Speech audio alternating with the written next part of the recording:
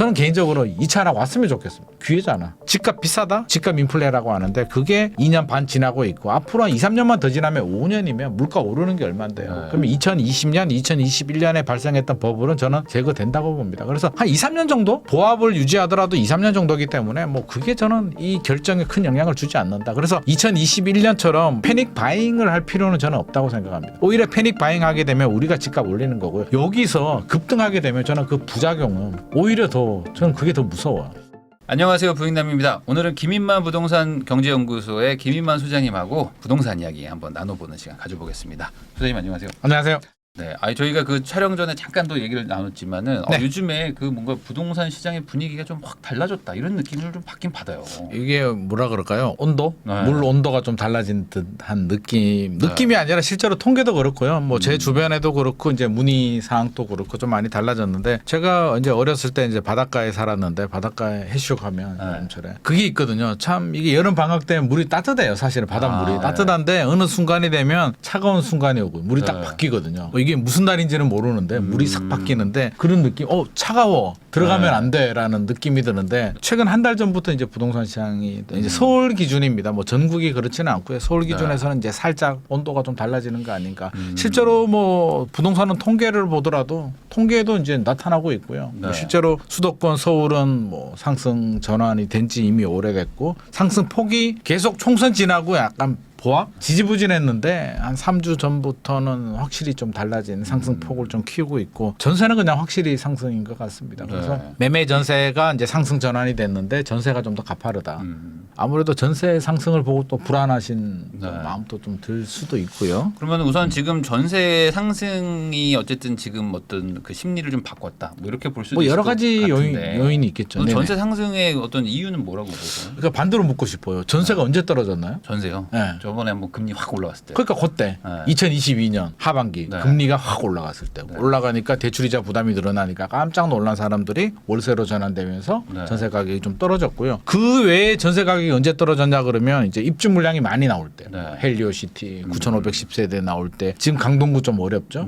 올림픽파크 포레온 물량들 나오고 그러니까 전세 가격은 물량이 많이 나올 때 또 대출이 시행이 되니까 금리가 많이 오를 때 그것도 갑자기 많이 오를 때가 위축이 되는 건데 지금 뭐 금리가 사실 이제 언제 내려가는 거야라는 게 이제 포인트지 언제 올라가라는 분위기는 아니잖아요.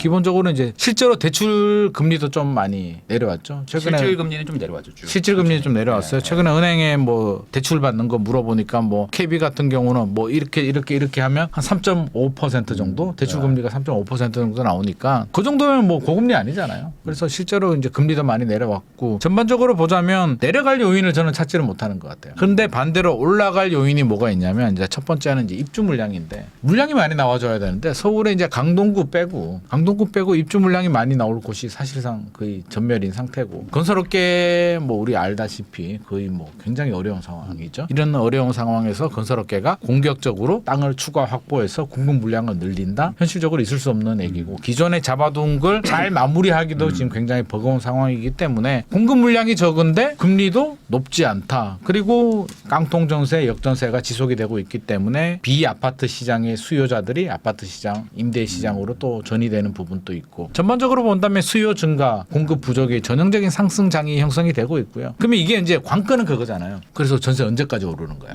이게 올 하반기에 오르고 내년에 뭐 전세 가격이 또 안정이 되거나 떨어진다라고 하면 그렇게 불안할 요인이 없는데 최근에 좀 재밌는 결과가 하나 나왔어요. 조사 결과를 보면 우리 계약갱신 청구를 하잖아요. 2+2. 2020년 7월 31일에 시행이 되고 이제 2021년, 2022년만 하더라도 계약갱신 청구를 하시는 분들이 굉장히 많았어요. 70몇 %, 60몇 % 정도 신규 계약보다는 왜? 전세 가격이 올라가니 5% 상한 제한을 두고 그냥 연장하는 게 좋은데 2022년부터 좀 달라졌는 게 2022년 이제 뭐 금리 올라가고 2023년도 그렇고 금리가 올라가니까 이게 이제 갱신율이 떨어져요. 점점점 뭐 33%, 2023년이 아마 33%인지 제 네. 기억이 좀 가물한데 아무튼 30% 됩니다. 올해 2024년 우리 전세 가격이 올라는 가고 있잖아요. 뭐 네. 54주 상승이다 뭐 이런 얘기 나오는데 계약갱신 청구율이 떨어졌어요. 더 떨어졌다. 네. 네. 29%인가 뭐 네. 떨어졌어요. 이상하잖아. 아니, 전세 가격이 떨어지는데 왜 계약갱신 청구를 안 하는 거지? 세입자들이 왜 안 할까요? 세입자들은 다 계산이 있단 말이에요. 네. 무슨 계산이 있냐면 자 지금이 전세 가격이 많이 올랐다면 당연히 계약갱신 청구를 하는데 최근에 보면 이제 폭등 상황은 아니잖아요. 그냥 매매 가격도 그렇고 전세 가격도 조금씩 올라가는데 예를 들어 보죠. 한 5천만 원 올랐어요 지금. 네. 계약갱신 청구를 할까 말까 고민이 되는데 생각을 해보니 2년 후에 또는 얼마 오를까? 지금 상황을 보니 2년 후에는 더 올라갈 것 같은. 우리도 다 그렇게 생각하고 있잖아요. 네. 2년 후에 전세 가격이 떨어질까요? 떨어질 요인이 없거든요. 오히려 올라가면 올라갔지. 네. 인허가 물량, 착공 물량이 줄어든단 말이에요. 지금은 5천만 원인데 2년 후에 1억 5천이 올라갈 가능성도 있을 것 같아. 그러면 어떻게 할까요? 5천만 원 내고 그냥 연장하는 거예요. 갱신 계약. 네. 하고 하나뿐인 계약갱신 청구 카드는 쟁겨두고 있다가 뭐 2년 후에 하면 사용하고 그때 상황이 전세 가격이 떨어져. 그럼 안 하고 더 떨어진 대로 가면 되니까. 계약갱신 청구를 지금 아껴두고 있다는 얘기는 시장의 세입자들이 앞으로 장기 상승에 전세 가격 상승에 지금 베팅을 하고 있다. 그러니까 이게 기존에 계약한 시세 대비 뭐 많이 올랐으면은 당연히 이번에 쓰겠지만. 그렇죠. 뭐 1억, 2억 올려달라 그러면 그냥 계약갱신 청구하고 2년 연장을 하는데 그냥 지금 조금 올랐기 때문에 차라리 그냥 지금 2년 더 시간 벌고 조금 올려주고 나중에 많이 올라가면 그때 청구권 쓰겠다라는 전략을 쓰고 있습니다. 그러니까 말씀하신 대로 하면은 이제 최대 한 6년 정도도 막 살아볼 수도 있을 6년 것 살 같고. 수 있죠. 그 6년의 카드를 가지고 내가 떨어지면 다른 집을 가면 되니까. 네. 근데 굉장히 그게 현명한 아니라 선택이죠. 지금 써버리면은 이제 4년 딱 살고 이제 다음번에는 많이 올려줘야 되니까. 그래서 지금 최근에 이제 2+2를 이미 쓰신 분들이 네. 지금 이제 만기돼서 이제 돌아오신 분들 있잖아요. 더 자극을 하고 있죠. 네. 근데 이런 분들이 지금 이제 딱 보니까 이제 전세가도 한 4년 전 대비 막 올라가 있고. 하니까 당연히 올라가죠. 이거 어떡하지 하시면서 그때 좀 이제 깜짝 놀라가지고 뭐 집을 사거나 뭐 이런 분들도 있는 거예요. 당연하죠. 그러니까 이런 분들이 우리 당연히 예상을 했잖아요. 아니 물가도 4년 전보다 지금 물가가 얼마나 올랐나요? 네. 김밥값만 하더라도 4년 전하고 지금하고 비교가 안 될 정도로 올랐는데 물가는 다 오르는데 내 전세금은 안 오른다? 그거 있을 수 없는 얘기죠. 당연히 네. 올라가는 건데 이게 약간 저는 계약갱신 청구가 저는 약간 조삼모사?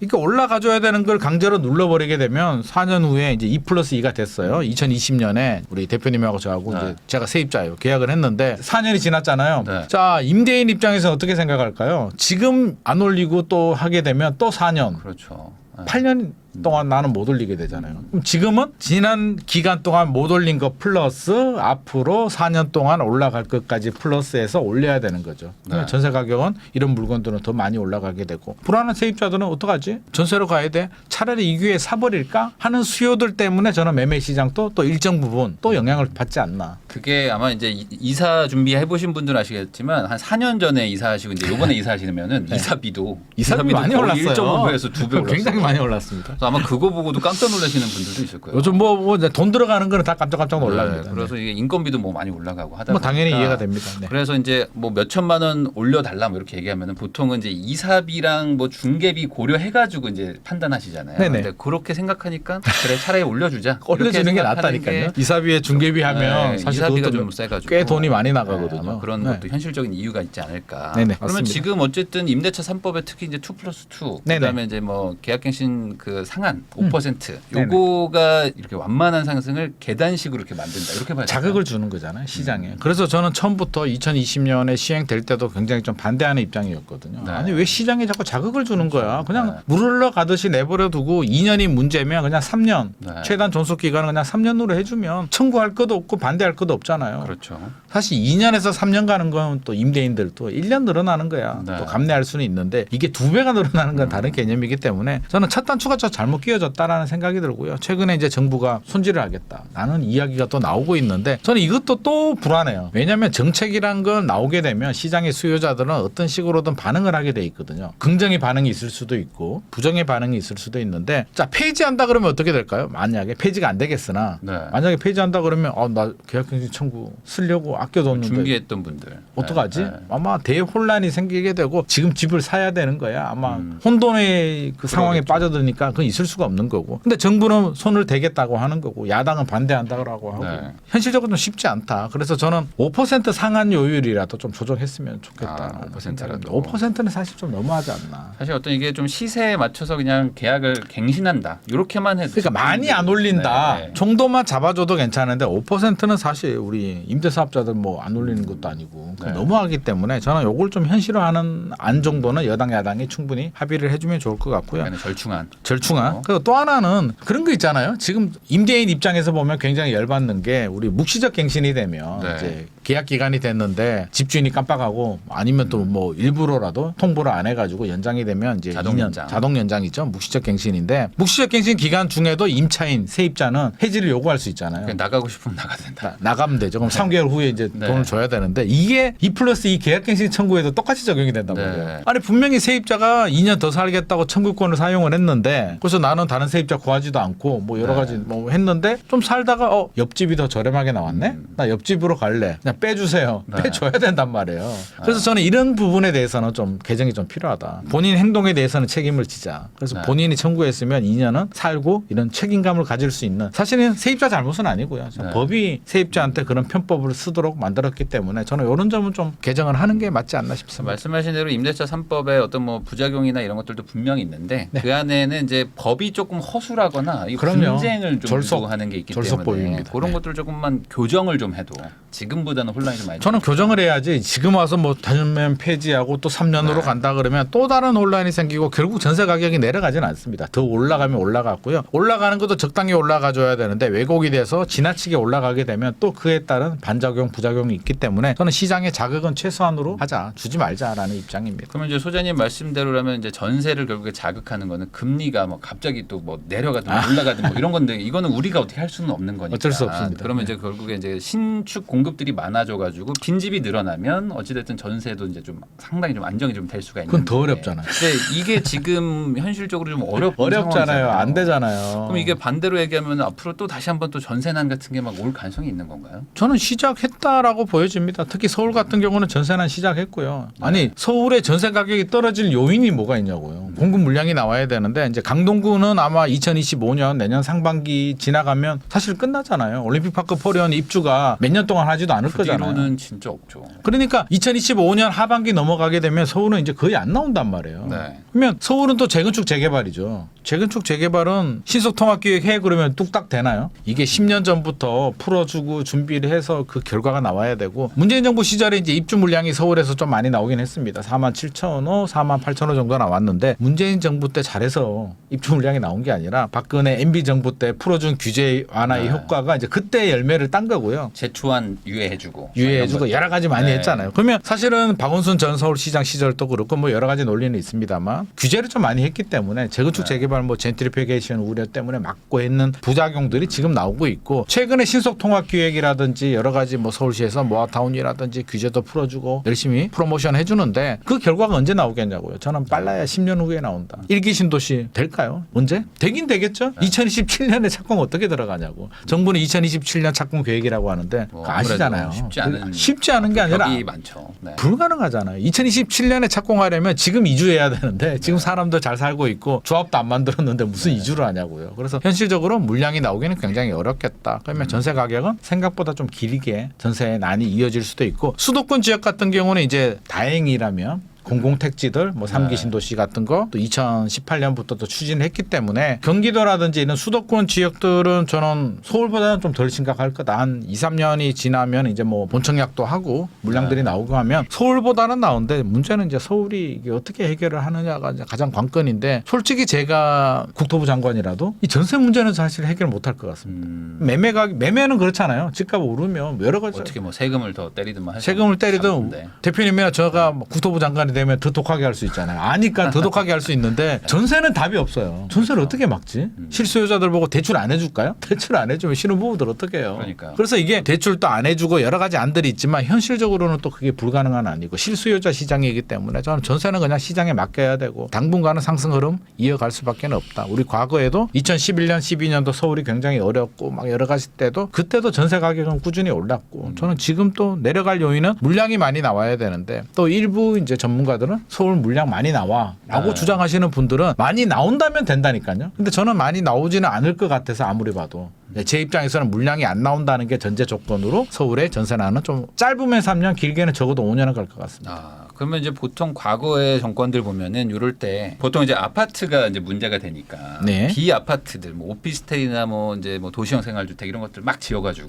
우선은 급한 불을 좀 껐었잖아요. 네. 그러다 보니까 이제 막 오피스텔 규제도 막 풀어주고 뭐 난방도 바닥 난방하게 해주고 막 맞아요, 임시로 맞아요. 막 하면서 어떻게든 맞습니다. 공급을 좀 하게 했는데 지금은 비아파트가 좀 그런 분위기가 또 아니어가지고 아니죠. 네. 그래서 이거는 지금 아니에요. 답이 없다. 답이 그렇게 봐야 없다. 되나요? 그리고 저는 그 정책도 굉장히 반대하는 입장이고요. 아니 비아파트에 뭐 오피스텔이나 신축 빌라 시장을 저는 정부가 개입할 시장은 아니다. 시장이 좋아지면 우리 민간 건설하시는 분들이 하지 마라 그래도 네. 자연스럽게 합니다. 그게 규제 때문에 지금 공급을 못 하나요? 아니잖아요. 사는 사람이 없다. 네. 분양을 안 받는다. 왜 분양을 안 받느냐? 따지고 보면 집값이 안 올라가니까 일단 빌라 같은 경우는 안 되고 두 번째 문제는 이제 전세잖아요. 전세를 끼고 갭을 가지고 이제 투자를 해야 되고 그 투자자들이 이걸 분양을 받아줘야 되는데 지금 전세가 아파트 가격은 올라가지만 우리 앞서서 전세 가격 올라간다는 건 아파트 얘기잖아요. 그렇죠. 빌라 오피스텔에 지금 또 깡통 전세, 역전세 지금 계속 발생하고 있고요. 전세 사기 특별법도 지금 갈팡질팡하고 네. 있는 상황인데 이게 전세가 안정되지 않으면 이 비아파트 시장은 안정될 수가 없습니다. 그래서 원인을 정부는 뭐 이게 주차장법 완화해주고 뭐 건축법 완화해줘서 될 문제는 아니라 전세를 빨리 해결해줘야 돼요. 그냥 네. 믿고 계약하면 문제 없는 안전한 전세 시장을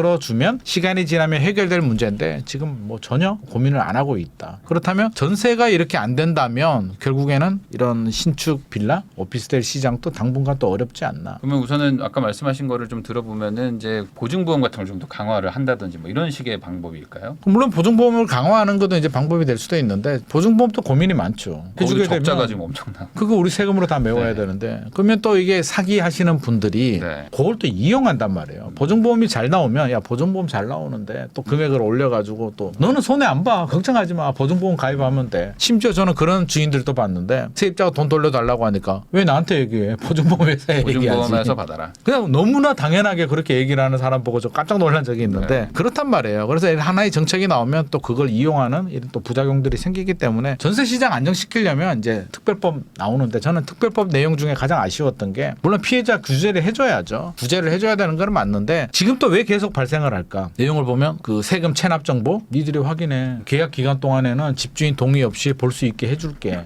전세 가율 니들이 확인해. 뭐 여러 가지 그런 내용들이 나오잖아요. 그러면 주로 사회 초년생들인데 2030들한테 니들이 확인해라고 하는데 확인하기도 어렵고요. 확인했어. 뭔가 이상해. 그러면 부동산한테 가서 뭔가 이상해요라고 하면 부동산이 아 그러네요라고 할까요? 아니면 뭐 다른 논리를 갖다 댈까요? 뭐 이건 뭐 집주인이 엄청난 부자야. 그렇지. 그러면 뭐 이제 그렇죠. 집주인이 엄청난 부자야. 이거는 괜찮아. 네가 몰라서 그러면 계약하게 되잖아요. 그러니까 알아서 계약하라고 하지 말고 저는 항상 주장하는 게 우리 유튜브 있잖아요. 부일남 네. TV. 유튜브 업로딩할 때 어떻게 되나요? 저작권 검사 누가 뭐 해요? 그런 거 하죠. 네, 유튜브에서 하죠. 유튜브에서 해주지 우리가 야 이거 저작권 위반된 거 있나 기님만이 말 중에 저작권 위반된 거 있나 검사 안 하잖아요. 그냥 자동으로 하는 거잖아요. 근데 왜 전세 계약은 국가가 자동으로 안정성 검사를 안 해주냐는 거죠. 네. 우리나라 같은 IT 강국에서 계약서를 쓰든지 전자계약을 하든지 만약에 종이 계약서를 썼다면 이 계약서를 스캔해가지고 국가 시스템에 업로딩해서 딱 누르면 검사해가지고 아 세금 체납이 있네. 이 사람이 주택을 너무 많이 가지고 있네. 전세 가율이 어떻게 되네. 여러 가지 해가지고 문제 있음, 문제 없음, 문제 뭐 하면 다음에 바로 자동으로 또 보증보험 가입하고 다음 단계로 넘어가서 계약 끝나도록 대한민국이 못할 것 같습니다. 저는 할 수 있다고. 네. 국세청하고 관련 기관들이 머리만 맞대면 되는데 저는 의지가 없고 열정이 없다. 그래서 그렇게 해줘야 믿고 그냥 계약하면 되잖아요. 사람들이 지금 왜 전세가 이렇게 되냐면 안 해요. 복잡하니까 불안하니까. 우선은 좀 애매하면 안 하는 게 맞죠. 저라도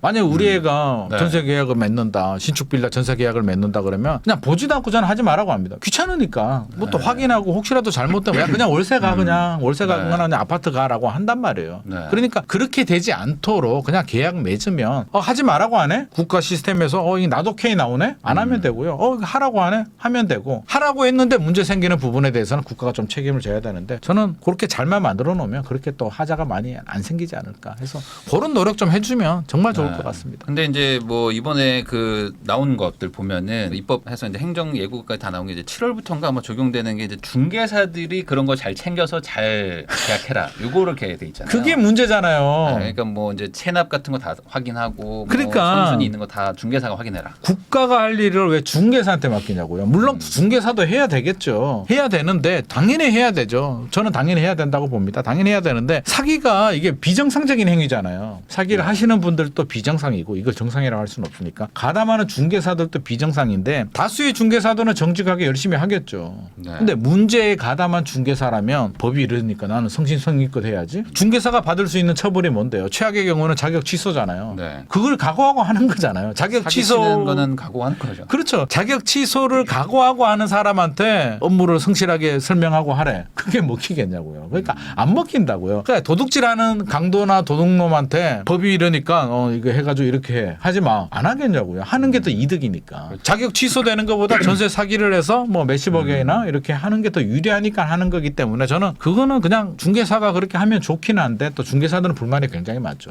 수수료는 점점점 떨어지는데 일이 많으니까 최근에 어떤 경우들이 생기냐면 중개사가 안 하는 경우들도 있어요. 나 전세 계약 이거 안 할래. 중개 계약을 안 하겠다 차라리. 내가 30만 원 벌자고 이렇게 복잡하게 하느니 나 다른 거 할래라고 해서 아예 그냥 취급을 안 하는 중개사들도 있기 때문에 네. 오히려 다른 부작용들이 또 생기고 있습니다. 근데 이제 아까 말씀하신 것처럼 중개사들이 확인할 수 있는 서류들이 있지만 아예 안 되는 것도 있잖아요. 예를 들어 이 집주인이 몇 채를 가지고 있거나 그렇죠. 뭐 이런 걸 알 수. 이 내용이 이제 집주인한테 또 물어보는 거거든요. 네. 뭐 어떻게 됩니까? 뭐 세금 체납이 있습니까? 뭐 그럼 집주인이 저 체납 많아요.라고 할까요? 아니잖아요. 문제 없습니다라고 얘기를 하죠. 그럼 집주인은 그 얘기를 듣고 했는데 문제가 생기면 책임은 져라는 거잖아요. 그러니까 제가 이 상황이라면 저도 안 합니다. 이거 왜 골치 아프게? 그럼 집주인한테 꼬치꼬치 물어보죠. 서류 가지고 오시고요. 세금 체납 뭐 다 확인하고요. 하면 하겠냐고. 야 너한테 안 맡겨. 너 다른 데 갈래. 그럴 확률이 높죠. 높죠. 네. 그러니까 이거는 현실성이 굉장히 결여됐다. 너무나 탁상행정이라는 말씀 드리고 싶습니다. 네. 그러면은 이제 이렇게 지금 진행이 된다고 하면은 뭐 당분간 또 이제 사회초년생 대상으로 또 이제 전세 사기나 이런 것들이 뭐 또 시도하는 분들은 여전히 있을 텐데 계속 있죠. 이런 걸 좀 예방하기는 좀 쉽지 않다. 저는 시스템에서 걸러내지 않으면 물론 네. 이제 교육 같은 것도 많이 해야 됩니다. 저도 최근에 이제 성동구청 가가지고 전세 사기 특별법 뭐 강의도 하고 했는데 의외로 모르는 분들 굉장히 많고요. 제 후배들도 너무나 당연한 건데 모르고 있는 분들이 많아서 이런 뭐 캠페인이라든지 이런 교육들 좀 많이 해야 될 것 같고요. 저는 그런 거 들어오면 돈 상관없이 해주거든요. 네. 굉장히 적게 줘도 그냥 해줍니다. 이거는 미래 세대를 위해서 해야 될 일이기 때문에 이런 거 많이 하고 국가는 또 안전한 계약 시스템 그냥 믿고 계약하면 하도록 믿고 계약했는데 국가가 오케이라고 했는데 문제가 생기는 거는 국가가 좀 책임을 지자. 그게 네. 그렇게 많이 나오겠습니까? 그래서 저는 그렇게 한다면 그냥 우리 일반인들 바쁘잖아요. 먹고 살기도 바쁜데 제발 이런 거 가지고 좀 스트레스 안 받게 좀 해주면 좋을 것 같습니다. 사실 이게 그 잘 몰라서 계약을 했다가 이게 막 사기로 가고 막 이런 것들도 많기 때문에 아예 예방을 하면 제일 좋은데 그렇죠. 그 예방을 중개사 뭐 임대인 임차인이 알아서 해라라고 그러니까 하는 거는 저는 사실 안 그거는 되는 사람 보고 거죠. 알아서 하라고 한 거는 저는 사람을 믿지 않고 있기 때문에 내 시스템상. 자신도 못 믿는데 뭐. 네. 그러면 이제 이런 얘기를 좀 들으신 아마 시청자분들은 이런 생각이 들 것 같습니다. 그러면 지금 이게 비아파트 쪽은 전세 가기 좀 힘들어하고 여전히 그럴 것 같고 그다음에 네. 또 아파트로도 수요도 계속 몰릴 것 같고 근데 이제 전세 내려갈 확률이 또 없다 이러면은 전반적으로 지금 이제 뭐 전세가 막 뛸 것 같고 그럼 전세 뛰면 보통 월세도 같이 올라가잖아요. 그런 경향들이 네, 있죠. 그럼 임차인 입장에서는 쪽으로. 정말 지금 뭐 어찌 보면 약간 좀 사면초가 같은 느낌을 받으실 수도 있을 것 같아요. 임차인 입장에서는 사실 지금 제일 답답하신 분들이 임차인입니다. 왜? 가만히 있자니 전세 가격 올라가고 그럼 월세는 저렴하냐? 월세도 저렴하지 않잖아요. 꾸준히 올랐어요. 2022년에 전세는 떨어졌는데 월세는 안 떨어졌잖아요. 월세는 진짜 안 떨어지고 안 떨어져요. 그 월세는 그렇게 떨어질 시장이 아니에요. 전세는 또 다른 메커니즘인데 월세는 그냥 페이를 지불하고 내가 거주하기 때문에 그렇게 왜곡이 생기지도 않고요. 안 떨어집니다. 그러면 그냥 있자니 올라가는 게 불보듯이 뻔하고 집을 사자니 집값 계속 올라갈까에 대한 두려움. 최근에 이제 서울 같은 경우는 이제 조금 거래량도 좀 늘어나고 뭐 한 4천 건, 2달 연속으로 4천 건 이상 올라가고 뭐 심리도 좀 개선이 되는데 그렇다고 해서 뭐 확실하게 매도인 우위 시장이냐 또 그건 아니거든요. 여전히 매수인 우위 시장은 맞아요. 집값이 지금보다 우리가 떨어지는 집을 사고 싶지는 않으니까 더 올라가는데 베팅을 해야 되는데 여기서 얼마나 더 올라갈까? 최근에 이제 집 사는 분들이 이제 어떤 분들이 좀 많이 사고 있냐면 이제 무주택자분들 집 하나 사는 거 아니면 갈아타기 집 하나 있는 사람이 상급지로 업그레이드하는 경우 이런 경우는 사실 고민이 별로 필요가 없거든요. 내가 집을 하나 가지고 있는데 더 좋은 지역으로 갈아탄다면 혹시 혹시라도 내년에 집값이 뭐 떨어질 수도 있잖아요. 네. 혹시라도 떨어지면 아니 내가 가지고 있던 집도 떨어졌을 거고 그러니까. 같이 떨어지는 거니까 올라갈 때는 좋은 집은 더 올라가겠죠. 고민할 필요가 없는 거예요. 그리고 네. 또 자금이 되는 실수요자들은 내 집 마련했잖아요. 내년에 떨어져. 예를 들어서 뭐 어떡하라고. 뭐 거주하는 거죠. 뭐. 잘 살고 있는데 내 가족이 잘 살다가 야, 올라가겠지. 떨어질 때가 있으면 올라갈 확률이 더 높지. 우리가 집 사는데 1년 살고 또 갈아타고 하지 않잖아요. 네. 기본 뭐 3년에서 5년은 최소한 거주를 하고 있기 때문에 5년 후에 올라갈 확률이 높겠죠. 뭐 전세 가격도 올라가고 있고 공급도 부족하고 네. 금리도 그렇고 우리가 단기 시장 내년 후내년은 사실 예측하기가 뭐 미국이 금리를 빨리 안 내릴 수도 있고 또 다른 변수들 뭐 금리를 올려버릴 수도 있는데 5년 후를 내다보면 사실 올라가 있는 거는 거의 뭐 거의 네. 확실한 그란 말이에요. 그러면 실수요자들도 고민할 필요가 없어. 근데 이제 세입자는 네. 전세 살다가 가는 거는 이제 굉장히 좀 두렵긴 하죠. 내가 원래 계획을 하고 있지 않았는데 지금 사면 초과에 빠져가지고 그대로 있자니 전세금을 계속 올려줘야 될 것 같고 사자니 불안한 상황. 그래서 이런 분들에 대한 어떤 솔루션이나 해법이 좀 필요할 것 같고요. 네. 진지한 고민과 전략이 우리 부일남 TV에서 좀 제시를 해줘야 되지 않나 싶습니다. 네.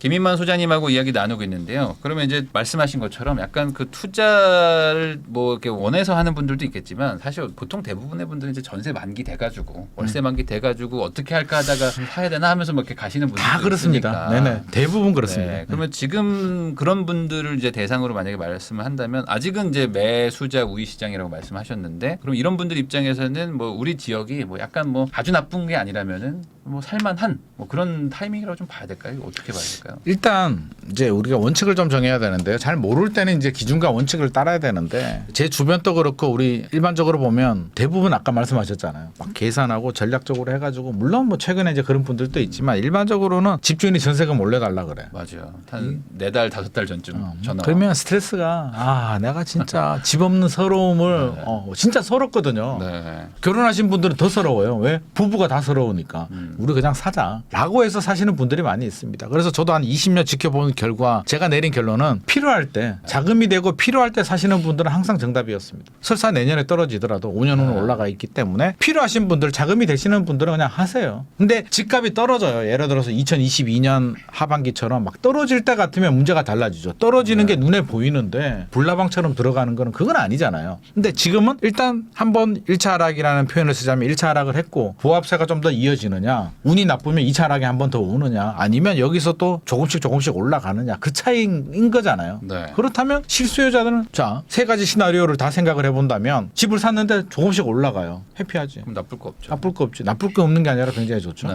근데 집을 샀는데 만약에 지지부진해 보합. 네. 뭐 잘 살다 보면 또 몇 년 후에 올라가겠지. 나쁘지 않아요. 근데 뭐 2차 하락이 왔다? 그걸 우리가 지금 예측을 할 수는 없으니 2차 하락이 오더라도 우리 좋은 게 있잖아요. 안 팔면 그만이잖아요. 사실 우리가 실수 많이 하는 게 올라갔을 때도 마찬가지잖아요. 집값이 올라가게 되면 기분이 굉장히 좋거든요. 네. 부자가 된 것 같은데 실제로 내 주머니에 돈이 안 들어왔단 말이에요. 네, 안 팔면 안 팔면 그러면 나중에 팔 때 되면 실제로 내 계산보다 돈이 적어요. 양도세도 내야 되고 네. 여러 가지 떼버리면 그러니까 이 내 주머니 들어와야 되는 돈이고 내 주머니 들어와지 않는 돈은 그냥 숫자의 자산이기 때문에 거기에 저는 너무 일일비할 필요는 없다. 혹시라도 운이 나빠서 만약에 내년 2025년에 1차 하락이 온다면 한 1억 떨어졌네? 뭐 어떡하라고? 라는 마음으로 일상생활을 하다 보면 또 극복을 합니다. 그럼 그 확률이 몇 %가 되느냐? 우리 앞서서 보듯이 뭐 3분의 1씩 본다면 3분의 1 확률 때문에 두려워서 필요한 사람이 집을 안 산다? 굳이? 그럴 필요는 저는 없다고 보죠. 거기다 이제 뭐 고점 대비 좀 많이 좀 떨어진 뭐 이런 것들을 본다면은 그래도 이왕이면 떨어지면 좋긴 하죠. 근데 이제 서울 같은 경우에 인기 지역들은 뭐 전고점 대비 뭐 95% 회복했다라고 하는데 또 찾아보면 2022년, 2023년 상반기에 떨어졌다가 회복 못한 아파트들도 네. 꽤 많이 있거든요. 그러니까 본인이 선택을 해가지고 아 나는 진짜 돈 좀 있고 전문직이고 뭐 강남이라든지 마용성 해도 충분해. 전고점 대비 95%면 어때? 나는 5년, 10년 거주할 거야. 하시면 되고요. 자금이 부족하는데 그래도 최선의 선택을 하시고 싶은 분들이라면 뭐 고점 대비 떨어졌는데 아직은 회복을 못하는 지역이나 단지들 저는 찾아보면 결국에는 다 따라가더라고요. 중심지가 먼저 올라가고 뒤에 따라가기 때문에 실수요자들은 내년에 안 오르면 안 되는 이유는 없잖아요. 그러니까 그냥 살다 보면 올라가기 때문에 자신의 상황에 따라서 이렇게 판단을 하면 되는데 혹시라도 떨어지면 어떻게 하는 그 두려움 때문에 저는 내 집 마련이 필요한 분들이 주저할 이유는 없다고 봅니다. 그러니까 이게 필요한 필요한데도 불구하고 이제 어떤 가격적인 뭐 전략 판단 이런 걸 하면서 일부러 안 살 필요는 없다. 그렇죠. 근데 예를 들어서 내가 지금 2주택을 가지고 있어요. 네. 예를 들어서 2주택인데 가만히 보니 집값이 올라갈 것 같아. 한두 개 더 살까? 뭐 이런 거에 대해서는 아직도 우리가 저는 100% 바닥을 네. 확인했다고는 생각하지 않고 있기 때문에 그런 분들에 대해서는 뭐 적극적으로 사라고는 저는 말씀 안 드리는데 뭐 갈아타거나 실수요자 무주택인데 전세 살고 있는데 사야 되는 분들이라면 살까 고민하는 분들이라면 굳이 그런 30% 확률에 저는 베팅할 필요는 없다고 생각합니다. 지금 무주택자인데 집을 살까 말까 막 고민하시는 분들이 아마 이 이유가 가장 크지 않을까 싶은 게 이제 보통 이제 나는 살지 말지 모르겠는데 옆에 사람들도 같이 안 사면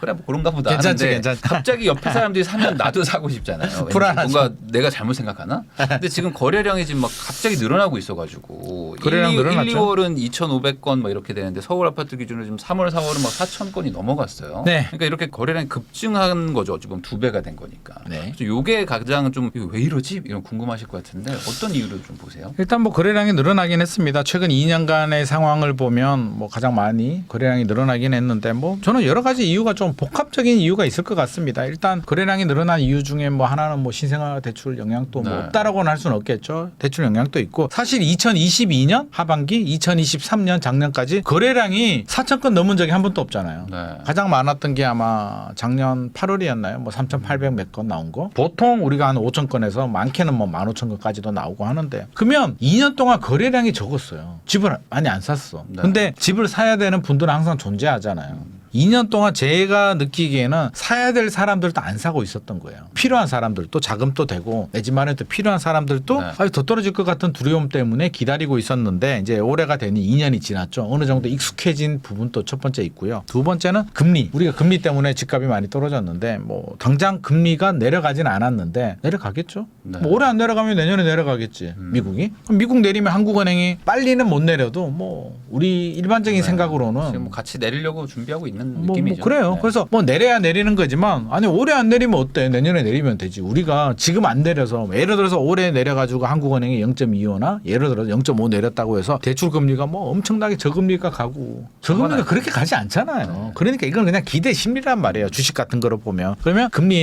인하에 대한 기대감도 좀 반영이 됐고 또 공급 물량 또 부족한 부분도 반영이 됐고 전세 가격 우리 이야기했지만 올라가고 또 하나가 이제 또 분양가가 올라가네. 물가가 올라가니까 분양가가 천정부지 올라가니 최근에 청약 시장은 안 좋아요. 분양을 못 받거든. 네. 아무리 봐도 가격이 주변 시세보다 더 높아요. 그러면 시장의 수요자들은 이 가격을 내가 따라가야 될 것인가? 차라리 그냥 기존에 있는 주변의 신축 아파트를 사자라는 심리. 분양보다는 이제는 차라리 그냥 금매가 있으면 금매를 사야겠다라고 심리가 돌아가는 것 같습니다. 그래서 이런 게 전반적으로 영향을 주고 있는 거고요. 앞서서 이제 불안하잖아요. 근데 사실은 집값 올리는 것도 이게 약간 이제 우리 경제학인데 집값 올리는 것도 사실 우리가 올리는 거잖아요. 불안한 마음에 네. 우리 경제학에 이제 게임 이론이라고 있는데 상대방의 행동이 나한테 영향을 주는 거잖아요. 뭐 단적인 예로 우리가 빵 같은 경우에 편의점 가면 빵이 많이 있잖아요. 네. 빵이 없어서 불안하지 않잖아요. 오늘 먹고 싶은 빵이 없으면 내일 있겠지. 불안하지 않잖아요. 근데 이게 불안하면 많이 산단 말이에요. 예를 들어서 저하고 이제 우리 대표님하고 이제 크루즈 여행을 가다가 파도 쳐가지고 무인도에 상륙을 했단 말이에요. 우리 둘이. 근데 보니까 나무가 안 그려 있어요. 네. 나무가 열매가 막 열대 과일이 열렸어요. 가만히 보니 구출될 때까지 이것만 따먹어도 우리가 한 달은 충분히 버틸 수 있을 것 같아요. 아무런 문제가 없는데 자고 일어났는데 기닌마니가 한 3분의 1 다 따먹었어. 이놈이. 그러면 대표님이 어떤 생각이 들까요? 가둬둬야 되겠다. 가둬둬야겠다. 뭐 어떤 분은 어제 강의할 때는 그러더라고요. 그러니까 어떻게 생각하냐니까 죽여버린대. 근데 일반적으로 그건 쉽지 않고 나도 먹어야겠다라는 네. 생각을 할 수밖에 없어요. 내가 먼저 먹어야 된다. 제 잘 때 나도 먹어버려야겠다. 서로 따먹다 보면 한 달을 버틸 수 있는 걸 한 일주일 만에 다 먹어버릴 수도 있거든요. 그럴 수 있죠. 왜 상대방을 못 믿으니까 나의 이익이 중요하니까 네. 그게 이제 게임 이론에서 우리 재수자의 딜레마 뭐 이런 건데 서로 합의를 하고 믿으면 깜빵 안 가는데 서로 못 믿어가지고 이제 깜빵 가는 거잖아요. 그렇죠. 저는 이게 똑같이 적용된다고 봅니다. 그냥 믿고 기다리면 어느 정도 충분히 더 안정이 될 수는 있는데 여러 가지 요인들을 보니 불안하니까 사야 되고 제가 사는데 나는 안 사면 또 집값이 더 올라갈 것 그렇죠. 같으니까 또 불안한 마음인데 저는 기준을 확실히 정하면 될 것 같습니다. 그래서 저는 폭등하지는 않는다고 봅니다. 적어도 한 1년, 2년 안에 뭐 폭등할 가능성은 없다. 폭등해가지고 예를 들어서 뭐 서초구의 아파트가 원베일리가 갑자기 뭐 60억, 70억 가고 물론 뭐 서초구나 압구정이나 여의도는 좀 저는 예외적인 시장이기 때문에 걔들은 저는 좀 빼야 된다. 그 상위 1%들이 하는 시장을 100억, 200억 최근에 일본에 고급 주택 지은 거 네. 있잖아요. 아자부다이에서 네. 100억엔 고급 주택이 100억 맞아요. 엔이면 우리 돈으로 800억, 1000억, 800억, 900억 정도 되는데 그게 정상이냐고. 그러니까 그런 집을 우리가 계산을 하면 안 되는 거잖아요. 그러니까 네. 그런 거 빼고 일반적인 시장을 본다면 뭐 잠시 렐스가 뭐 27억 가다가 19억 떨어졌다가 뭐 24억, 25억 가는데 걔가 단기간에 40억 가겠냐고요. 그러니까 그렇게 가기는 어렵기 때문에 저는 불안한 마음 내려놓고 그냥 나만 생각하자. 내가 필요하고 내가 자금이 된다면 일단 1차 하락은 확인했으니 지금 30% 확률 그렇잖아요. 뭐 2차 하락이 올 확률 예를 들어서 30% 여기서 쭉 올라갈 확률 30% 보합이 더 유지될 확률 뭐 한 40% 이렇게 본다면 그 확률 30% 확률 때문에 내가 필요한데 안 할 이유는 없으니까 내가 지금 안 사면 폭등해가지고 또 기회를 잃어버리지 않을까. 저는 이런 두려움은 잠시 좀 내려놔도 되지 않을까. 지금 2015년에서 2021년까지 이제 폭등을 했고 2022년, 2023년 조정이 됐고 그러니까 지금 2년 조정되고 또 폭등이 오기는 저는 좀 어렵지 않나. 뭐 네. 폭락은 안 오겠으나 조금 더 쉬어야 되지 않나라는 생각을 가지고 있습니다. 이게 쉬는 게 뭐 나쁜 건 아니잖아요. 그래서 저는 개인적인 투자자 입장에서의 바람은 차라리 그냥 저는 30% 차라리 그냥 저는 개인적으로 2차 하락 왔으면 좋겠습니다. 기회잖아. 확실하게 빠져서 뭐 그냥 규제도 풀리고 그때 들어오고 풀고, 뭐. 강남 규제도 좀 풀리고 뭐 저는 개인적으로 그걸 바라고 있는데 그게 오면은 저는 땡큐라고 생각하고요. 그게 안 오더라도 적어도 2, 3년 지나면 뭐 다 해결될 문제이기 때문에 집값 비싸다 인플레 집값 인플레라고 하는데 그게 지금 2년 반 지나고 있고 앞으로 한 2, 3년만 더 지나면 5년이면 물가 오르는 게 얼마인데요. 네. 그러면 2020년 2021년에 발생했던 버블은 저는 제거된다고 봅니다. 그래서 한 2, 3년 정도 보합을 유지하더라도 2, 3년 정도이기 때문에 뭐 그게 저는 이 흐름에 이 결정에 큰 영향을 주지 않는다. 그래서 2021년처럼 막 패닉 바잉을 할 필요는 저는 없다고 생각합니다. 오히려 패닉 바잉하게 되면 우리가 집값 올리는 거고요. 여기서 급등하게 되면 저는 그 부작용은 오히려 더 저는 그게 더 무서워요. 그러니까 많은 분들이 이렇게 생각하는 것 같아요. 집값이 이제 올라간다고 말을 하면 왜 또 폭등하냐고 하냐 이러는데 그냥 이게 상승의 율이 그 그렇죠. 과거 몇 년이 너무 심했던 거지. 그렇지 그게 심했던 거지. 원래 집값은 네. 장기적으로 천천히 우상향하는 올라가는 게 거죠. 천천히 올라가는 아니 거죠. 그러면 우리 월급 올라가는 거는 괜찮고 네. 집값은 계속 떨어져야 된다는 건 사실 말이 안 되는 논리고 많이 올랐으면 조정이 되는 거고요. 우리 우상향의 개념이 사람들이 우상향이라고 하면 계속 올라가라고 하는데 계속 올라가는 게 아니라 10년 전하고 지금하고 비교해 보면 가격이 올라와 있다. 중간 과정은 올랐다 내렸다가 등락을 거듭하는 거죠. 이게 정상적인 흐름이기 때문에 지금 흐름을 보면 올 상승이라고 하면 자꾸 폭등이라고 얘기하는데 상승을 폭등이라고 연관 짓지는 마시고요. 네. 상승 뭐 꾸준한 상승도 있기 때문에 하다가 또 추석 지나고 또 뭐 살짝 또 꺾일 수도 있어요. 네. 살짝 꺾일 수도 있는데 꺾였다고 해서 또 불안할 필요도 없고 이게 정상적인 흐름 등락을 거듭하는 보합 흐름이기 때문에 저는 당연히 정상적인 흐름이다. 굉장히 대한민국이 건전하다는 생각을 저는 가지고 있습니다. 그러면은 이제 아무래도 집을 살려고 할 때 가장 걱정되는 거는 뭐 오르는 건 뭐 좋은 거니까 네. 보합도 나쁘진 않은 거니까 이제 네.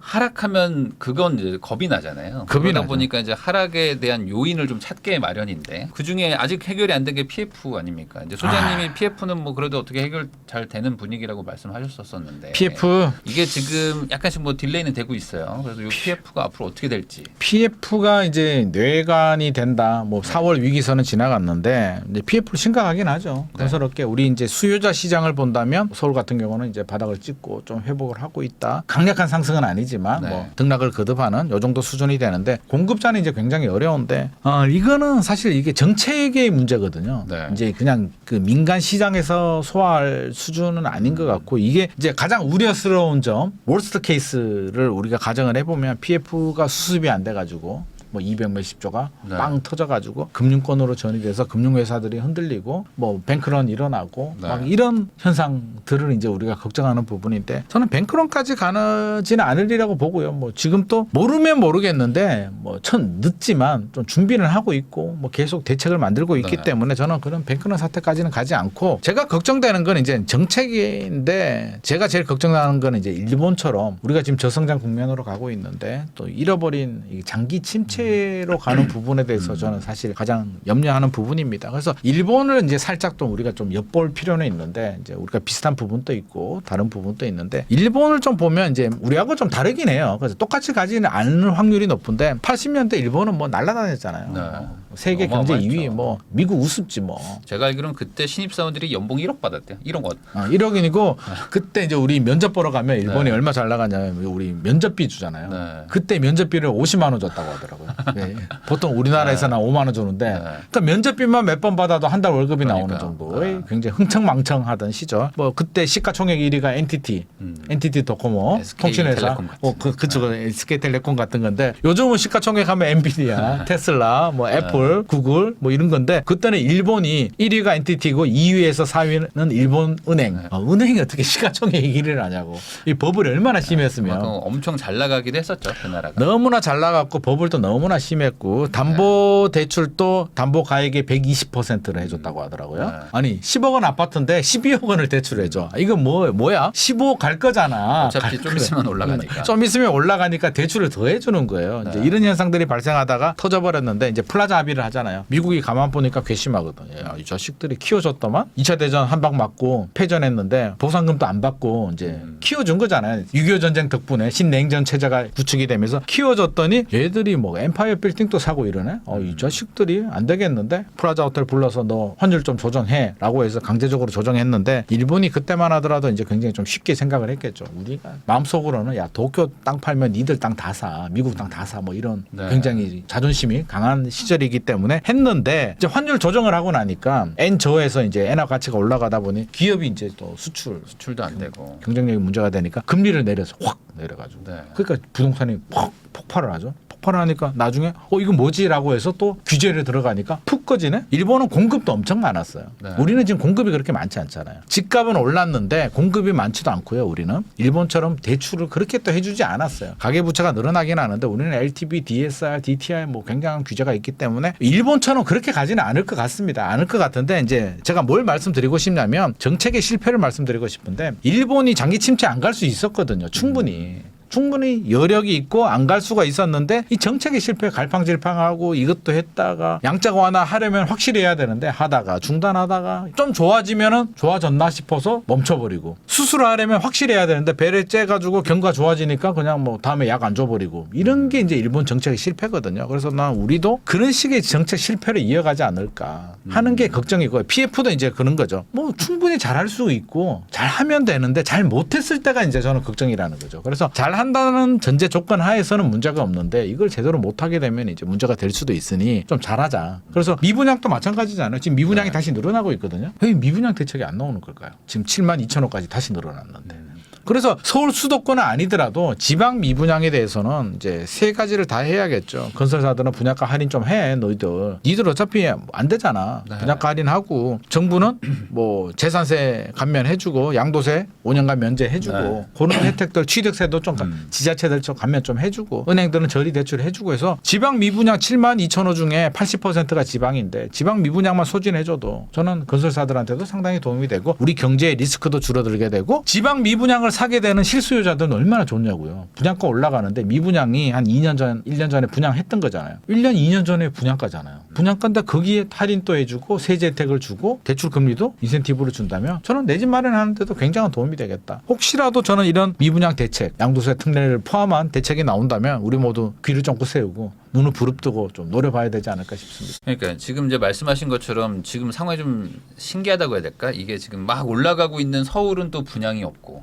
미분양도 많이 없고. 근데 이제 또 안 좋은 지방은 뭐 가뜩이나 안 좋은데 미분양도 많고. 그러다 보니까 이제 지방에 계신 분들은 이제 더 답답해하시는 것 같은데. 지방에 계시는 분들이 또 서울로 올라와요. 네, 그러니까 이거 안 되는구나 우리 동네는. 그러니까 그렇죠. 아예 팔고 그냥 서울 가자 이런. 그래서 서울 거래량이 늘어나는 이유 중에 하나가 외지인들이 상당수들이 또, 또 지방에서 서울 아파트를 사고 있습니다. 네, 근데 이제 또 통계를 보면 이제 지방도 매매가가 이제 약간 보합으로 약간 좀 올라가더라고요. 점점 올라갔어요. 네, 최악의 상황은 좀 네. 지나가고 있는 상황입니다. 그래서 이제 지방도 그럼 어찌 보면 이제 저점을 찍고 그러면 이제 바닥이니까 약간 네. 회복을 할 수 있는 가능성이 있을까? 뭐 이런 거 고민하시는 분들도 있을 것 같거든요. 아니 당연히 지금 지방이 계속 죽을까요? 말도 안 되는 거지. 인구 감소는 15년, 20년 후의 이제 이야기고요. 지금 5년, 10년 후 시장을 보고 인구 감소를 가지고 지방 시장을 죽었다라고 우리가 판단할 수는 없는데 이제 공급 물량이 좀 많긴 해요. 주택 네. 보급률이 좀 많긴 해 서울보다. 그러면 지금은 지방에 공급 물량이 많고 과거에는 지방이 뭐 공급 물량이 적었나요? 제가 기억나는 에피소드가 하나 있는데 2007년도로 저는 기억합니다. 2007년도에 이제 강남에서 그때 이제 스피드뱅크라는 회사가 있었는데 거기서 이제 강연해달라고 해서 이제 강연하고 나오는데 어떤 분이 이제 질문을 하더라고요. 손을 잡고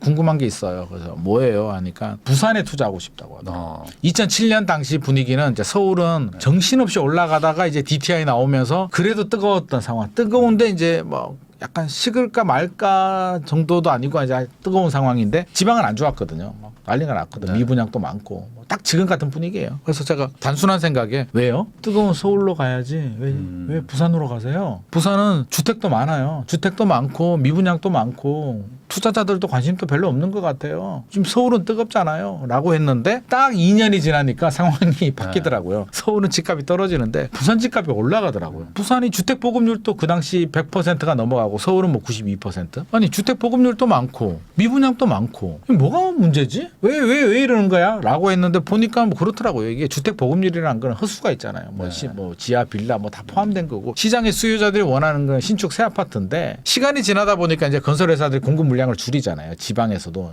계속 미분양이 나오니까 공급 물량을 줄이니 어느 때가 되니까 신축 아파트 입주 물량이 이제 부족해지기 시작하더라고요. 미분양은 또 대책 나와서 소진이 또 되고 그러면서 서울은 이제 또 피로감이 누적이 되니까 또 그때는 또 꺾였죠. 그래서 상황이 180도 바뀌는데 과거 제가 한 20년 정도 해가지고 서울과 지방 그 아파트 평균 가격 그래프를 제가 한번 비교해 본 적이 있는데 엎치락 뒤치락 합니다. 물론 서울이 절대 가격은 높지. 절대 가격은 높은데 이게 가격을 보면 엎치락 뒤치락 하거든요. 그러면 결국에는 영원히 서울 강세는 없다. 서울과 지방의 차이가 어느 정도 많이 벌어졌다. 갭이 좀 많이 벌어졌다 하면 반드시 어느 순간이 되면 줄어들 때가 옵니다. 그래서 저는 지방이라고 해서 기회가 없다. 천만의 말씀. 그렇지 않습니다. 그러다가 또 지방이 좀 올라가고 서울이 좀 안 좋아지고 갭이 줄어들면 또 서울에 또 기회가 생기는 거고요. 지금은 이제 이렇게 엎치락 뒤치락 하는 과정인데 우리가 알아둬야 될 건 이제 서울이 워낙 밀집도도 높고 좋은 지역이니까 좀 오래 오르고 많이 오른다는 거지 지방은 끝났다? 저는 그렇게 보지 않고 지방에도 이제 인구가 100만 이상 되는 도시들은 충분한 투자 수요라든지 또 물건들도 좋은 물건들 많이 있기 때문에 지방이라고 안 돼. 서울만 해야 돼요. 그거 굉장히 위험한 그 이분법적 발상인 것 같습니다. 그러니까 지금은 좀 상황이 좀 힘들지만 또 시간이 지나면서 그럼요. 또 이게 상황이 또 바뀔 수가 있기 때문에 그럼요. 너무 또 막연하게 앞으로 절대 안 돼 이런 생각하시면 안 돼요. 절대 안 되는 게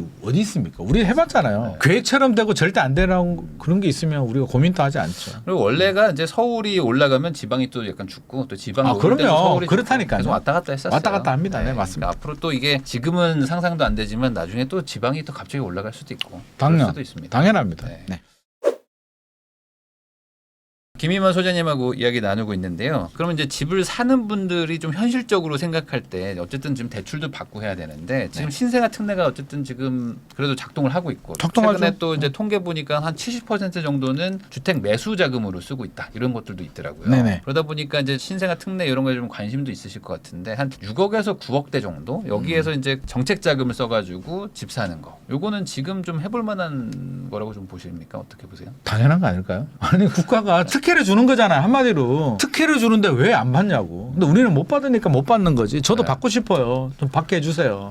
근데 안 되잖아요. 그러니까 받을 수 있는 분들은 받으세요. 역대 뭐 10년 전에도 그랬고요. 20년 전에도 그랬고 혜택을 받아서 손해 본 사람은 없습니다. 2013년도에는 박근혜 정부 때 뭐 취득세 1%인가 뭐 이렇게 내려주고 양도세 5년간 면제해주고 그 받은 사람 다 좋았잖아요. 뭐 저도 하나 받긴 했는데 좋았단 말이에요. 그러니까 특혜를 주는데 왜 안 받냐고. 저는 너무 답답해요. 그때도 이제 어떤 일이 있었냐면 2013년도에 이제 박근혜 정부 때 5년간 양도세 면제 1주택자 집을 사면 양도세 네. 면제를 혜택을 줬는데 부산 분들은 막 신나게 사더라고요. 이제 부산은 역전이 됐다고 했잖아요. 부산은 분위기가 좋아지고 서울은 안 좋아지니까 서울에 이제 양도세 특례 대책이 나왔는데 부산 분들이 서울 집을 다 먹는 거예요. 막 사는 거야. 그래서 제가 답답해가지고 서울 사람들한테 이제 강의하면서 왜 안 사냐고 하니까 무서워서 못 산다 하는데 결국에는 그 혜택을 받아 먹은 사람들은 그렇죠. 엄청난 이익을 받기 때문에 저는 국가가 주는 혜택은 안 받을 이유가 없다. 그래서 신생아 특례 대출 자격 요건이 되시는 분들은 당연히 받으셔야 되고요. 당연히 받아야 됩니다. 작년에 특례 보금자리 받으신 분들 좋았어요, 안 좋았어요? 당연히 그렇죠. 좋았잖아. 그러니까 뭔가 특혜가 나오는 거는 다 이유가 있는 거고요. 정부가 부양책을 주는 거기 때문에 당연히 받아야 되고 이제 가격이 중요한데 6억 9억 가지고 이제 뭐 마용성이나 강남권에 살 수는 없겠죠. 현실적으로 없는데 찾아보면 6억 9억에 또 살 수 있는 게 있잖아요. 뭐 요즘 일기 신도시 얘기 나오는데 일기 신도시에서도 6억 9억 사이 또 할 만한 것들도 있고 서울에서도 뭐 노원구 쪽에 가더라도 있고 그래서 저는 좀 좀 호재가 있는 지역들은 충분히 관심을 가져봐도 좋겠다. 그리고 최근에 제가 일기 신도시 이제 분당 평촌 이렇게 다녀왔는데 깜짝 놀랐는 게 생각보다 가격이요.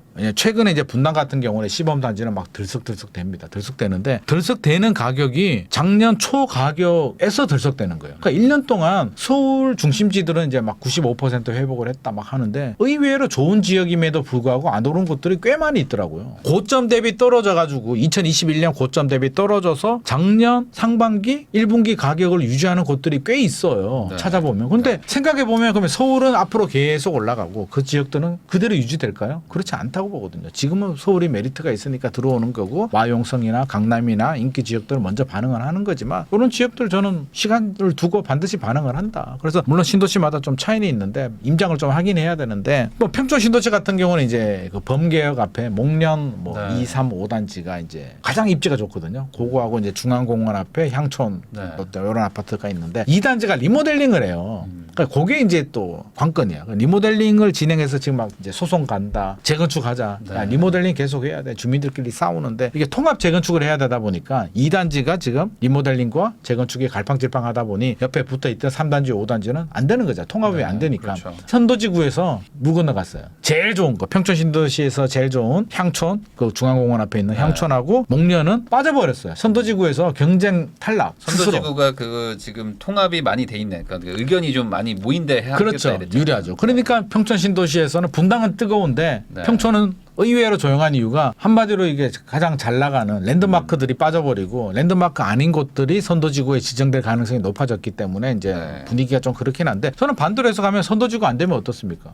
2번, 3번, 4번 부동산은 입지가 중요하기 때문에 가격이 작년하고 똑같아요. 또 하나도 안 올랐어요. 작년 1월부터 하나도 안 올랐기 때문에 오히려 살짝 떨어지기도 했어요. 그러면 이런 곳들 저는 우리가 3년이 아니라 한 10년 바라보고 투자하시는 분들이라면 이제 시작했잖아요. 일기 신도시도 할 수밖에 없잖아요. 이렇게 되면 그럼 다음 정권이 바뀌었어요. 예를 들어서 다음 정부에서 우리는 안 할래요. 그게 될까요? 쉽지 않죠. 안 되잖아요. 일기 신도시가 30만 가구 가족으로 따지면 한 100만 명 정도의 표가 걸려 있는데 그게 안 100만 됩니다. 명이면 대통령을 결정. 대통령을 결정하기 때문에 무조건 추진합니다. 그런데 네. 빨리 2027년 착공 이런 건 안 되고 하지만 할 수밖에 없다. 다음에 누가 대통령이 되더라도 우리 세종시도 그렇잖아요. 스타트 해버리니까 멈출 수가 없잖아. 이거 세종시 안 한다고 하면 충청도 표 다 떨어지니까 그냥 누가 바뀌더라도 누가 대통령이 되더라도 할 수밖에 없는 게 세종시 같은 게 저는 일기신도시다. 그래서 일기신도시도 가격 조건 좋아요. 찾아보면 일산도 그렇고 그래서 저는 이런 것도 좀 눈여겨봐도 충분히 해볼 만한 거 많은데 우리가 마용성, 여의도, 압구정 자꾸 이런 거 압구정 얘기도 보지 마세요. 어차피 사지도 못하는 거. 말씀하신 거가 많은 분들이 약간 고민은 하고 있는데 네. 이제 이게 주저주저하는 게 말씀하신 대로 이제 그 동네들은 대부분 이제 재건축이나 뭐 리모델링 이런 걸 좀 해야지 되는 동네인데 이게 지금 뭐 공사비도 그렇고 막 계속 막 지금 지지부진하니까 특히 이제 오늘인가요 뭐 상계주공 네. 그 분담금 5억 나온다고 막 그때 한번 난리 났었는데 이게 7억으로 올랐어요.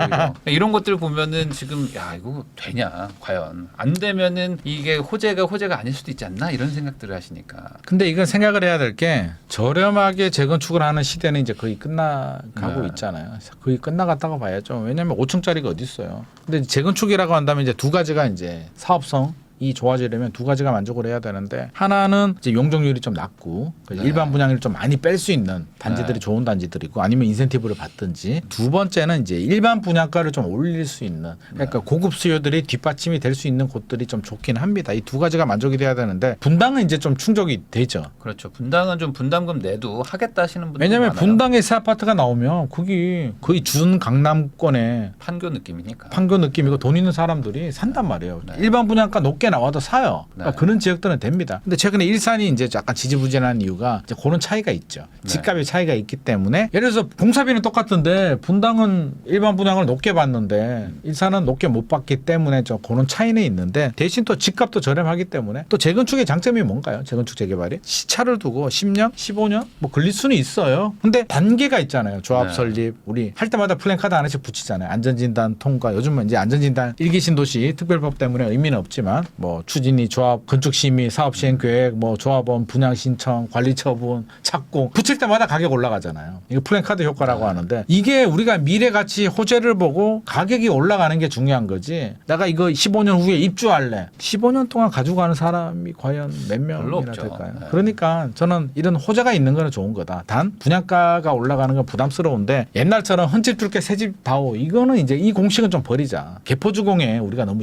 익숙해져가지고 네. 개포주공은 환급도 받았잖아요. 근데 그런 아파트는 이제 없으니까 이제 시대가 달라졌잖아요. 저층에서 중층 아파트로 갔기 때문에 내 집 인테리어 하면 돈 누가 줘요? 뭐 내가 내가 내야지. 근데 내 집을 재건축하는데 왜 공짜로 하려고 하냐고요. 그러니까 돈을 어느 정도는 지불해야 된다는 인식은 우리가 가져야 되고 저는 이렇게 하더라도 결국 더 올라갈 겁니다. 추가 분담금 상계동에 뭐 7억 내라 새 아파트가 되면 또 그만한 가치 상승 랜드마크가 되기 때문에 그 이상의 가치는 저는 충분히 하리라고 생각하고요. 7억은 좀 비싸긴 한데 건설사하고 뭐 또 잘. 15평짜리를 뭐 30평을 바꾸는 거니까. 네네. 어쩔 수 없이. 근데 그거 생각해야지. 그러니까 같은 평이면 모르겠는데 네. 15평에 33평 되면 가격이 얼마나 갈까요? 그러니까. 그러니까 그런 걸 생각해 본다면 결코 손해 보는 건 아니다. 그러니까 결국에 이제 재건축이 되든 안 되든 입지라는 거는 이제 좋은 너무나 데들이 중요하죠. 있으니까. 입지와 이제 개발 호재. 그래서 저는 그냥 평범한 아파트들 사는 것보다는 차라리 새 아파트를 사든지 차라리 아예 신축으로 가든지 아니면 저는 이렇게 오래된 아파트 오래됐는데 그냥 오래된 거 말고 근데 신도시는 정부가 작정하고 해준다고 하니 저는 하늘이 내려준 기회 아닐까 하는 생각을 합니다. 근데 말씀하신 대로 아직은 그 시세가 막 이렇게 올라가고 이런 건 아니어서 그게 분당 이제 시범 단지만 그렇죠. 기대감이 아직은 좀 전반적으로 좀 없는 것 같은데. 그래서 가격을 잘 봐야 되는 게 제가 막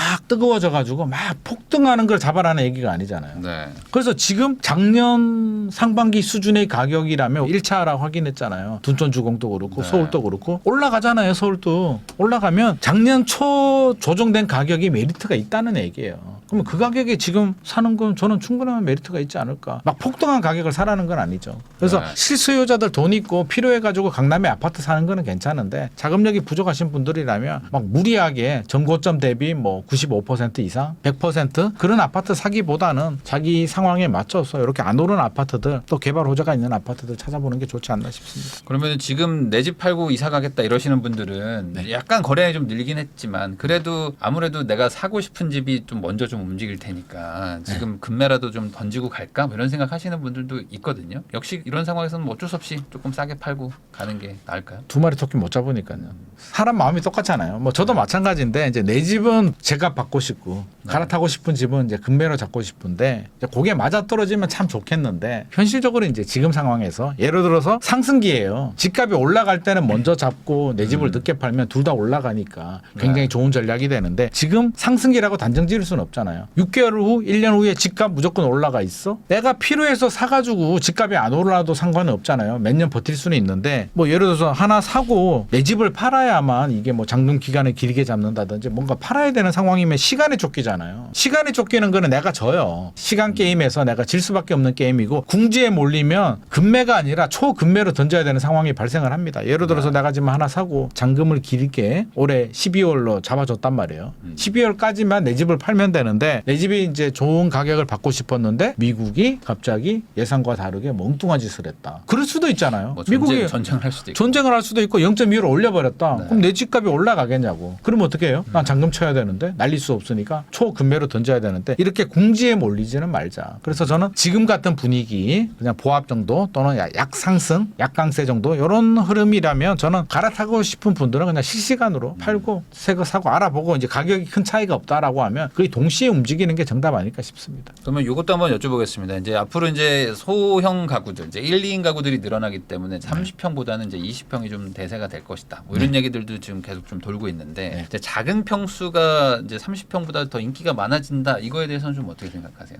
전용 59까지요. 전용 59가 84를 이길까요? 어떤 선호도가?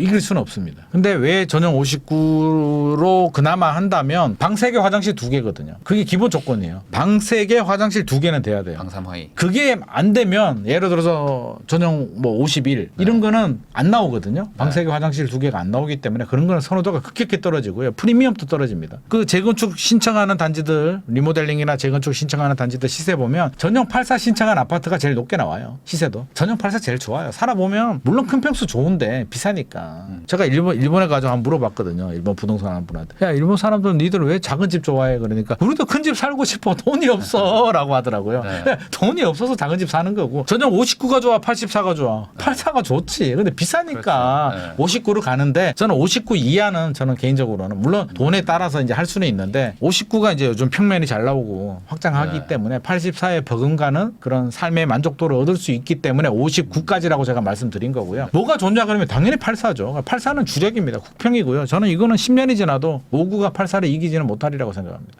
대한민국이 엄청 안 좋아져 가지고 84를 못 사. 전 국민이 84를 일본처럼 살 뭐 수 장기 없고. 침체로 간다든지. 그렇게 되면 이제 59가 울며 겨자 먹기 식으로 84보다 좋아질 수는 있겠으나 그런 상황이 아니라면 59가 84 이길 수가 없고요. 절대 이길 수는 없습니다. 84는 저는 뭐 정답이라고 생각합니다. 요즘에 이제 혼자 사시는 분들도 이제 뭐 게스트용 화장실에 게스트룸 이렇게 따로 빼놓고 이제 뭐 서재 겸 하나 해놓고 그렇죠. 이렇게 사시니까. 하고 투자를 할 때 이제 그렇잖아요. 이제 나이 기준이 아니라 저는 항상 타인의 기준에서 생각을 네. 하라고 하는데 예를 네. 들어서 제가 전문직이야. 예를 들어서 돈이 있어가지고 전용 84를 샀는데 나 혼자 살아. 야, 나 혼자 사는데 84가 뭐가 필요해? 나는 전용 51만 해도 충분해. 라고 하는데 내 집을 사는 사람은 나 혼자 1인 가구가 내 집을 사진 않잖아요. 전용 84가 가족 있는 3인 4인 가구가 살 수도 있는 거고. 그러니까 나이 기준이 아니라 대한민국의 많은 사람들이 전용 84를 선호한다. 그것도 포베이 판상형 구조. 그러면 그걸 선택하는 거예요. 나는 타워형이 좋은데 그러면 판상형 사고 본인은 타워형 전세 가든지. 그렇죠. 그러니까 다른 사람들이 인정하는 가치, 선호하는 걸 선택하는 게 저는 정답이라고 생각합니다. 남들이 다 판상형 좋다고 해도 기어코 타워형을 이렇게 일부러 하시는 분들도 있어요. 그러니까 저는 반대로 굳이 그럴 필요는 없죠. 그러니까 남들이 좋아하는 거 하시고 나는 타워형 좋으면 나는 타워형 전세로 가시고 나는 1층이 너무 좋아. 그럼 로얄층 사시고 1층 전세로 가세요. 그러면 되죠, 사실. 그러니까. 네. 네. 그러면 마지막으로 요거 한번 여쭤보겠습니다. 결국에 지금 방송 보시는 분들은 이제 뭐 다주택자 이런 분들은 사실 뭐 지금 뭐 더 산다 이런 게 좀 쉽지 않다 그럼요. 보니까 네네. 아무래도 이제 무주택자 분들이 약간 지금 고민이 되는 시기인 것 같은데 네. 이런 분들이 지금 어떤 매수를 할지 말지를 고를 때 어떤 걸 가장 좀 중요하게 봐야 될까? 가장 중요한 기준이 뭔지 마지막으로 얘기해 주시면 좋을 것 같습니다. 이게 뭐 가치관에 따라서 좀 차이는 있어요. 성격에 따라서 좀 다른데 저는 필요한 분들 제가 항상 말씀드립니다. 자금이 되고 필요하신 분들 뭐 결혼하는데 부모님이 도와준다. 아니면 뭐 꼭 사야 된다. 뭐 자녀가 출산했는데 학군이 중요하다. 뭐 여러 가지 이유들이 있다면 필요하신 분들은 하락장이 아니라면 하시고요. 집값이 떨어지는데 들어갈 수는 없는데 지금 같은 분위기라면 일단 조정의 터널이 몇 년이 될지는 모르겠는데 길게 5년을 본다면 반이 지나갔고요. 4년을 본다면 1년 반이 남은 상황이기 때문에 그냥 너무 고민하지 말고 하시는 게 좋겠고 자금이 이제 부족하신 분들이라면 내 자금에 맞춰서 해야 되는데 이제 그런 분들이 있어요. 돈이 부족하다 보니까 돈에 맞춰서 정말 뭐라 그럴까요? 약간 투자 입지도 안 좋고 투자 가치도 낮은 걸 억지로 하시는 분들이 있어요. 네, 뭐 43 타입 뭐 이런 거 사고. 그러니까 억지로 하시는 거는 저는 네. 굳이 그럴 필요는 없다. 집이라는 게 굳이 그렇게 내가 거주도 못하는 집을 무리하게 하나 사가지고 뭐 그렇게 불안할 상황은 지금 분명히 아니기 때문에 기준과 원칙을 좀 정하는 게 중요할 것 같고요. 일단 제일 중요한 거는 휘둘리지 말았으면 좋을 것 같아요. 네. 냉정하게 본인만의 가치관, 투자 전략을 좀 세워야 되는데 우리가 남하고 비교하고 우리 앞서서 이제 게임 이론 뭐 웃으면서 네. 이야기를 했지만 저 사람이 먼저 사서 올라가면 어떡하지? 그런 불안한 마음을 좀 잠시 좀 내려놓으셔라. 그래서 설사 좀 올라가더라도 나하고 인연이 아니겠지. 기다리면 저는 반드시 기회는 온다고 보거든요. 저도 과거에 못 기다려가지고 네. 기회를 좀 잃어버린 경우들이 많이 있기 때문에 조금만 기다릴 걸 막 이런 후회를 굉장히 많이 했는데 필요하신 분들은 반드시 하시고요. 뭐 여러 채 3주택이 있는데 오르는데 몇 개 더 사야겠다라는 쇼핑 개념으로 주택 구입하는 거는 지금 그런 건 좀 바람직하지 네. 않다라는 말씀. 그리고 항상 기본에 좀 충실하자. 결국 입지 또 개발 호재 미래 가치 여기에 굉장히 좀 충실할 필요가 있을 것 같습니다. 결국에 이제 소장님 말씀은 이제 지금 집을 돈으로 보지 말고 그냥 집 그 자체로 그럼요. 가가지고 집이 필요하시면 사라. 그거야말로 뭐 어찌 보면 약간 원칙 같은 말인 거죠. 하고 입지, 역세권, 입지 이런 역세권까지 거 좀 너무나 중요하고요. 역세권 같은 경우는 이제 앞으로 더 중요해질 것 같습니다. 그래서 저는 항상 돈을 좀 더 주더라도 예를 들어서 예전에는 그런 게 있었잖아요. 역세권 아파트는 10억, 역세권 아니면 9억 비슷한 비율로 올라가지라고 하는데 지금 미래 앞으로를 생각한다면 1억을 더 주더라도 역세권으로 가는 게 맞습니다. 결국에 살기 좋은 집을 좀 선택하라 이렇게 정리할 수 있을 것 같습니다. 지금까지 김인만 부동산 경제연구소의 김인만 소장님하고 같이 부동산 이야기 나눠봤습니다. 또 이제 앞으로도 또 많은 또 다양한 일들이 일어날 테지만 결국에 이제 원칙을 지키면서 또 그렇죠. 너무 무리하지 않는 그런 이제 선택을 하시는 게 가장 좀 길게 가는 길이지 않나라고 정리할 수 있을 것 같습니다. 귀한 시간 내주셔서 시청해 주셔서 다시 한번 감사하다는 말씀 전하면서 저도 소장님하고 인사 나누겠습니다. 소장님 오늘 나와주셔서 감사드립니다. 감사합니다.